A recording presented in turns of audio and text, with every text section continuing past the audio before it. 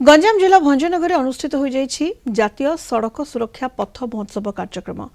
आयोजित कार्यक्रम में सचेतन शोभायात्रा को भंजनगर विधायक शुभारंभ करथिले। विभिन्न विभागर प्रमुख अधिकारी, छात्र छात्री, ड्राइवर संघ, स्वेच्छासेवी संगठन, बुद्धिजीवी एवं साधारण जनता कार्यक्रम में सामिल होते। भंजनगर आंचलिक परिवहन विभाग आनुकूल्य आयोजित कार्यक्रम में विभिन्न सांस्कृतिक कार्यक्रम और नाचगीत माध्यम लोकों को सचेतनतार बार्ता दि जाइथिला। ए संक्रांत विभागीय अधिकारी, बुद्धिजीवी एवं छात्र छात्री सहित आलोचना करिसेंती आम भंजनगर प्रतिनिधि रत्नाकर साहू। जातीय सड़क सुरक्षा कार्यक्रम अवसर में भंजनगर ठारे आयोजित हो सड़क सुरक्षा कार्यक्रम। तेबे एटी सड़क सुरक्षा पथ शोभा आरंभ होती।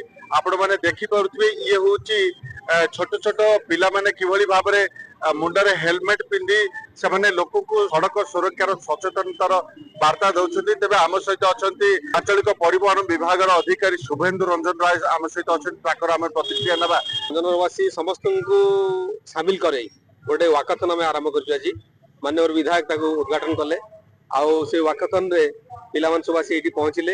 ये मेन रोड उपर गोटे पथोत्सव राहगिरी कराई से दिव्य शक्ति इंग्लिश मीडियम स्कूल पिला से रंगोली कर रोड सेफ्टी गोटे नाटक भी कले आ विभिन्न बार्ता दौरान लोक बार्ता दौरान। निश्चित भाव लोक मन भर गोटे सड़क सुरक्षा पर गोटे प्रभाव पड़े आम आशा कर सतर्कता ही सब किछि।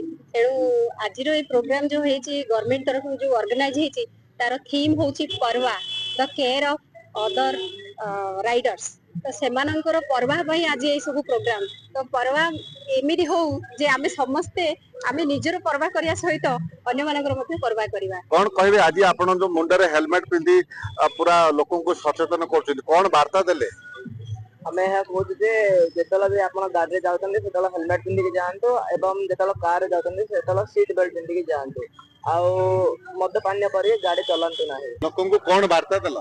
लोगों को एदा कहा जाए कि गाड़ी चलेला टाइम रे बाइक चलेला टाइम रे हेलमेट पिंधि चलांदो आ कार चलेला टाइम बेल्ट पिंधि चलांदो आ बिना ड्रिंक्स न करी करी चलांदो। बुद्धिजीवी एवं छात्र छात्री माने लोकन को किभली भाव में सेमानकर सचेतनतार प्रभाव पड़िबो लोके बुझिबे एवं जो रही दुर्घटना ठारू लोक मैंने बर्तिबे ताकू नै वार्ता दिया जातला। भंजनगर रत्नाकर साहू, कलिंग टीवी।